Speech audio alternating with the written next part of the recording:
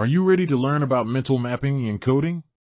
Mental mapping is when we assign personal meaning to variables and other elements in code, instead of using clear, descriptive names. This can make the code more confusing and harder to maintain. But don't worry, I'll show you an example of mental mapping and then how to fix it with clear, descriptive names. You won't want to miss this crucial lesson in writing better code.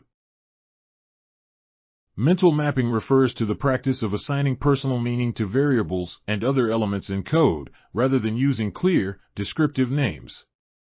This can make the code more difficult to understand and maintain. On the left-hand side is an example of code that uses mental mapping. In this example, the variables a, b, and c are not named using clear, descriptive names. It is difficult to understand their purpose or function without using mental mapping to assign meaning to them. This can be confusing and make the code more difficult to work with. On the right-hand side is the same code with better, more descriptive names. These names are clear, descriptive, and accurately represent the purpose and function of the variables. They are easy to understand and make the code more readable and maintainable. In general, it is best to avoid mental mapping and choose clear, descriptive names for variables and other elements in code.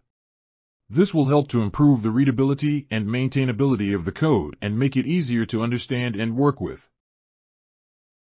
To summarize, don't let mental mapping ruin your code. Instead, choose clear, descriptive names for your variables and other elements to make your code more readable and maintainable. It may be tempting to use personal meanings for your names, but it will only make your code harder to understand and work with in the long run.